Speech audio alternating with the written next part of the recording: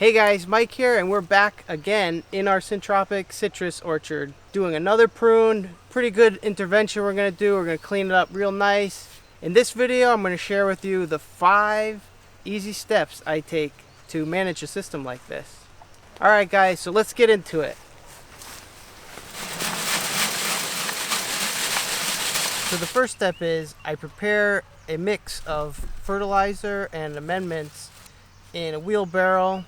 Today I decided to go with some compost that I added fish hydrolysate and kelp, and I mixed it up in some water, and then I poured that over the compost and mixed it in. And the second ingredient I used was our chicken manure biochar, which I had made in the previous video. So if you didn't see that, go check that one out. I mixed those two together.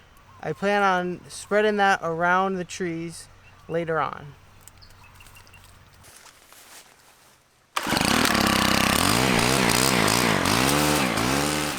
So step 2, I go around with my weed trimmer and I just look for the easy weeds to take out with the weed trimmer. I don't want to get too close to any of the things I planted, even the support species. I don't want to injure them.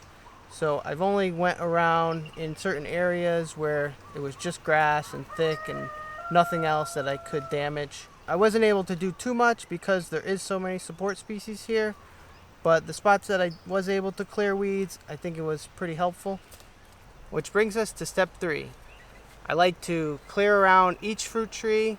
My target species here is citrus, so I have 20. I'm going to go around, clear a nice big area around the trees, clear out all the weeds. There's actually one thing in here I do want to keep, and that's perennial peanut, which I planted. So I'm going to be careful to go around that.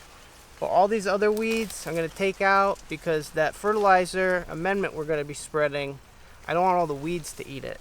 So I'm going to clear all of them out, and then we're going to get to step 4. It's really crazy how everything we dumped on here 2 months ago is pretty much gone. Like, there's a few things left, but I mean, it was stacked about 6 inches of all the mulch from the crotolarias and everything else around. And it's just like nothing. So in this type of environment, things just disappear really quick. So the weeds that are, about a foot or 2 away from the trunk, I'm trying to pull out all those. And anything else, I'm just cutting real low, anything outside of that circle.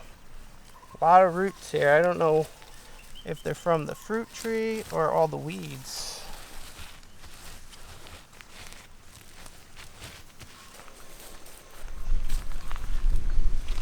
Step 4 is a real easy one. Just sprinkle your mix around the tree. Like I said, we got some fish hydrolysate, kelp, compost, chicken manure, biochar, borax. We got everything in here. So this tree's gonna be happy. This one really smells like fish.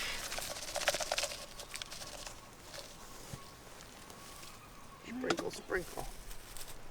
Sprinkle, sprinkle. So we finally made it. Step 5. Step 5 is probably going to take you longer than every other step before this, because what it is pruning this whole orchard here. So every single thing here has to get pruned and placed on the ground. First thing I'm going to do is all the fruit trees, all my target species, and then I'm going to go around and fill in some of the other things. So you want to prioritize what your target species is, and then share whatever leftover you have with everything else. Here we have sugarcane, we have cassava, we have pineapples, papaya. We got a lot of other things growing, but the most important thing for us is the citrus. So we're going to get to that first, and then we're going to do everything else. So when we first planted all this crotalaria, I just took a bunch of seeds, made a hole, put them in the hole, and in some of the spots, a lot of them grew. So here we have 6 of them that came up. Now this is the first time I'm doing this, but I'm going to thin them out. I'm going to leave either 1 or 2 depending on what they look like. So out of these 6, I'm going to choose the best 1 or 2 and cut all the rest. I'm going to start by just taking the smallest ones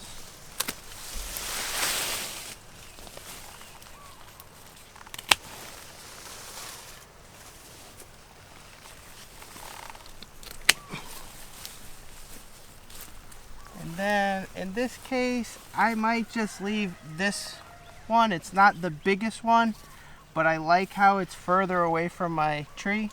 In this spot, it's lined up pretty close to the tree, and we've been having problems with the Crotalaria growing too fast. So the best one here looks like it's like the closest to the tree. So although I'd like to save this one, I'm not gonna. I'm gonna save this one instead, and maybe this one. Yeah.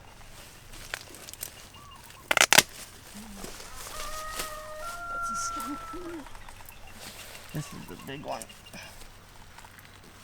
I need the saw for this, but it's over there. And usually start with the fattest pieces and just make sure everything's touching the ground. It's in contact with the ground as best you can. You know, it's not always possible, but put down a few bigger sticks.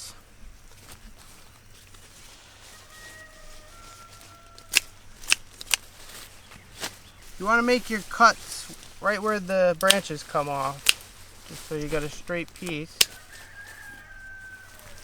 And just put a couple of those in.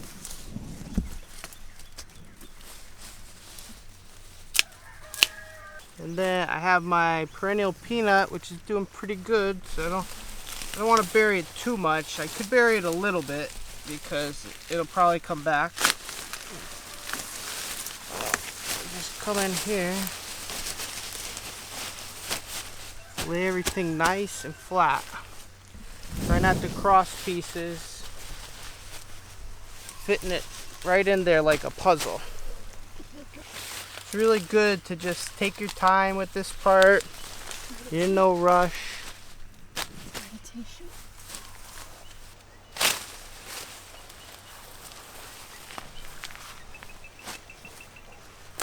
So all the Crotalaria and the Mexican sunflower mostly, I'm doing what's called a coppice, which is a lower cut, anywhere from waist to knee high, be considered a good coppice. And stuff like this albizia, which came up as a volunteer, but it's going to be very helpful in this situation here. It's just a great tree, grows fast, good mulch, it's a nitrogen fixer. And in this case, we're going to pollard it. So we're going to have a low species here.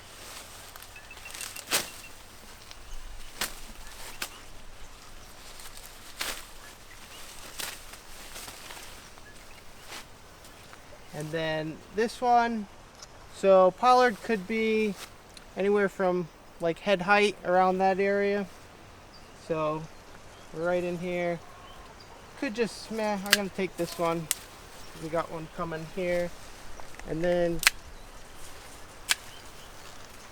just cut in whatever's in arm's reach. And look at all this nice mulch we got from this volunteer albizia. Stuff is beautiful.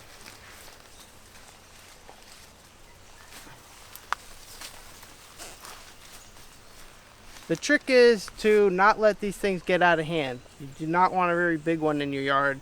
It's going to be very hard to take down, especially around your citrus trees or any your fruit trees. You don't want to be trying to prune this and dropping things down. Just whatever you can handle, I would suggest. If you think you can only handle like a 10-15 foot tree, don't let them get any bigger than that. But some people might be able to handle a little bigger if they're more experienced arborists. But yeah, and then we have some cassava here. I'm just going to prune that back. And now we have a nice difference in layers here. So this one can grow up and this one can grow up, and they'll all be happy. Cassava is a great mulch crop as well. I mean, this you can take off the branches with your hands. It's so nice. And that's about it. We're just gonna keep on going here. we have a lot to do. If you're interested in setting up a Syntropic Agroforestry system such as this, I'm offering consultation. You can send us an email. Our email is in the description below. Just send us an email and I'll get back to you with all the details. I'm looking for mostly a big system for somebody that wants to make money off of this, but also possibly taking on some smaller clients that are just hobbyists.